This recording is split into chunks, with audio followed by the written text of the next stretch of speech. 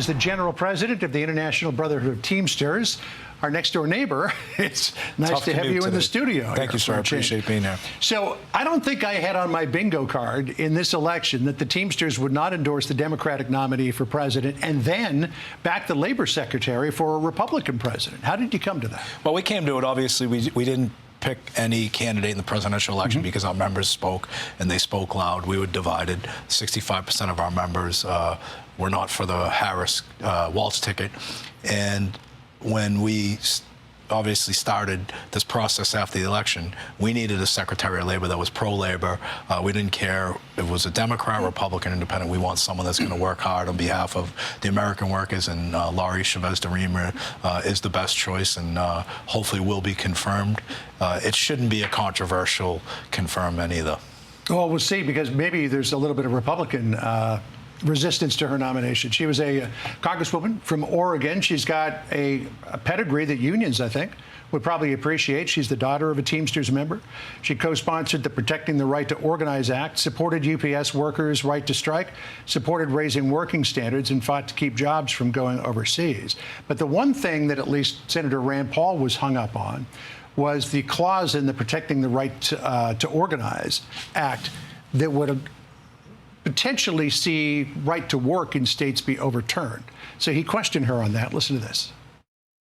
I fully, fairly, and support states who want to protect their right to work. I have said that to every senator that I have visited. So you no longer support the aspect of the PRO Act that would have overturned state right to work laws? Yeah, there were so many parts. That's a yes? Yes. So what do you think about that? Well, I think it's a couple things. That's been Senator Paul's agenda. Every chance he gets, he wants to introduce national right to work, which we do not support at all. We don't support right to work at all. We understand it's in the majority of the states out there. But that PRO Act, as it was never voted on. She supported it. She co-signed it. Never voted on. But there is an opportunity to work bipartisan. I'm working with senators like Josh Hawley to come up with a form of the PRO Act that may not include that.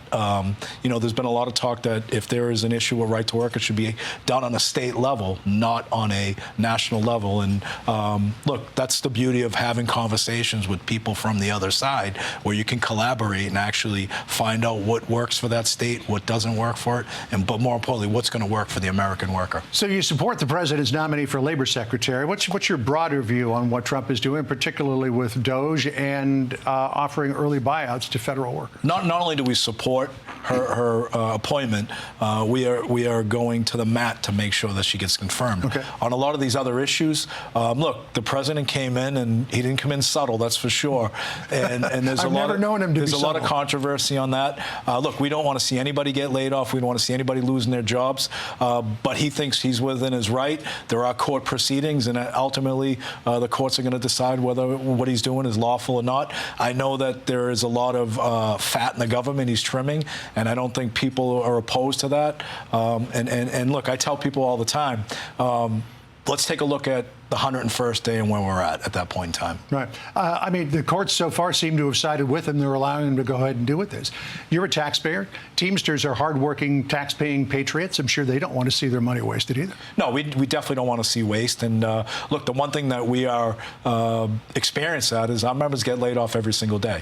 And we fight to make sure that they have their jobs. I'm sure their unions, the federal unions, are fighting respectively to try and get their members back to work. But at the end of the day, it's a reality that most unions face every single day. Sean, it's great to see you. Thank you for coming in, sir. Appreciate it. Thank you. As I said, you live next door. Come more often. We do. We will. All right. Appreciate it.